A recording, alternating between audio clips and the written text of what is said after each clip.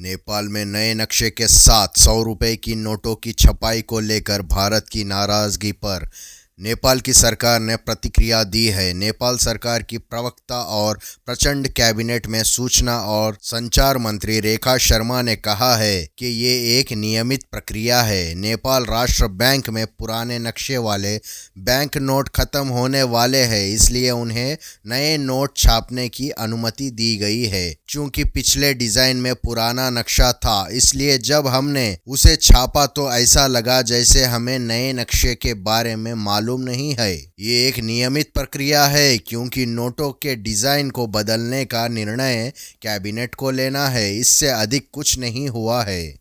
नेपाल सरकार के इस फैसले पर भारत के विदेश मंत्री एस जयशंकर ने कहा, नए नोटों में दोनों देशों के बीच एक विवाद क्षेत्र का नक्शा शामिल करने के एक तरफा फैसले का वास्तविक स्थिति पर कोई भी असर नहीं पड़ेगा। हमारी स्थिति बहुत साफ है। हम एक स्थापित मंच से अपनी सीमाओं के बारे में बात कर रहे हैं, लेकिन इस बीच उन्होंने जो एक तरफा फैसला लिया वो hमारे बीच की स्थिति या उस जगह की वास्तविकता को नहीं बदल सकता। नेपाल में पिछले महीने कैबिनेट की बैठक में नेपाल राष्ट्र बैंक को अपने देश के नए नक्शे के साथ 100 रुपए की नोट छापने की मंजूरी दे दी।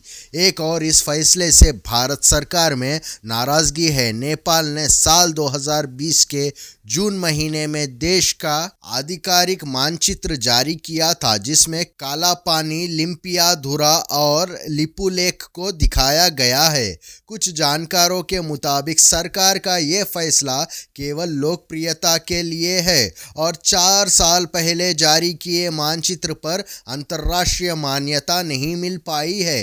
नेपाल राष्ट्र बैंक के पूर्व गवर्नर और राष्ट्रपति के सलाहकार चिरंजीवी नेपाल का कहना है कि राष्ट्रीय बैंक को नोटों पर नया नक्शा लगाने की अनुमति देने के सरकार के फैसले से नेपाल को भारत के साथ व्यापारिक संबंधों में दिक्कत हो सकती है। नेपाल का संविधान केवल देश के भीतर ही लागू होता है। नेपाल के तरल और सीमावर्ती क्षेत्रों में कारोबार लेन देन आमतौर पर नेपाली रुपए और भारतीय रुपए में किया जाता है।